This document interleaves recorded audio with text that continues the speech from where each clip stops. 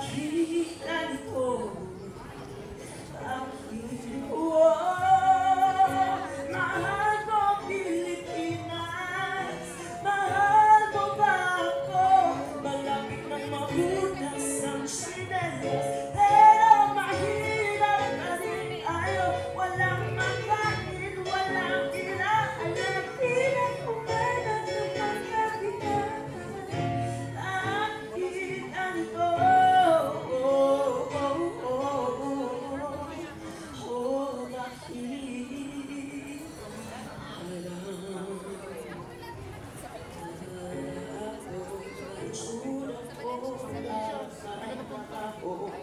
May sugat sa kamay at makapal naman ang kaluang kasoy. Ilang iba din makadama ng mga kalawin na ako'y buong din sinaway sa nakadalang pamakuhan ng kakilalo. Nagaling sa tao ng mga nautak-utak nyo.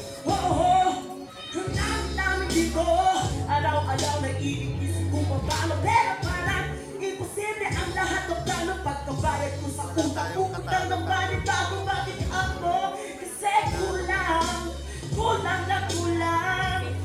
Natututay ko ngayong gano'n, kinasuso ko na kahapon. Nabili ko na kulang.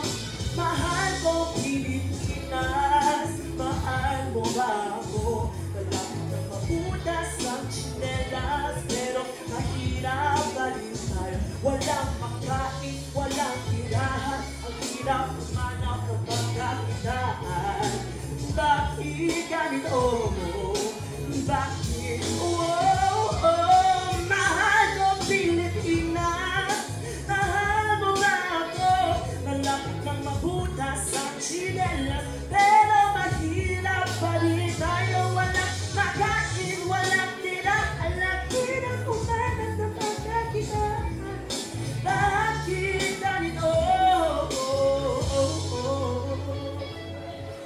Tawarin mo sana ako sa aking mga nagawa.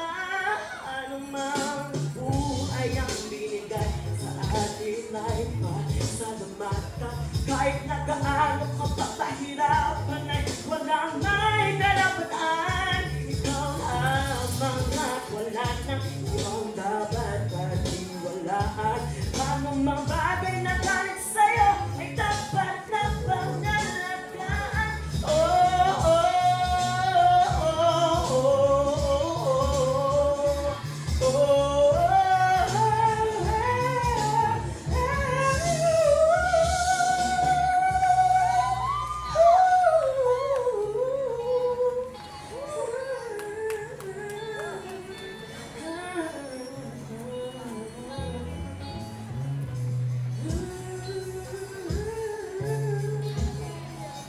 Mahalin mo ang Pilipinas.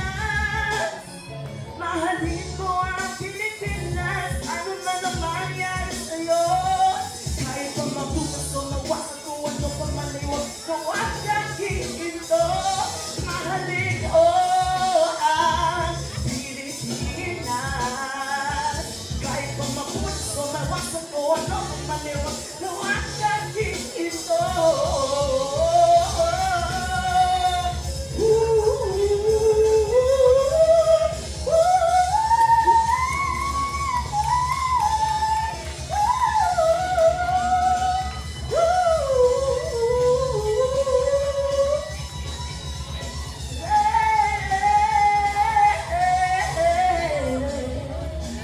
Mahalin mo ang Pilipinas.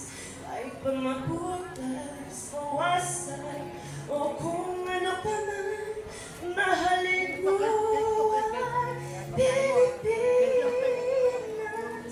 At huwag kang iibig.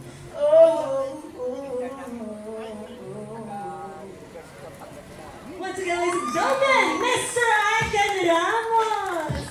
Yan, may isa pa daw. So, he was able to showcase his talent. Ladies and gentlemen, Mr. Aiken Ramos.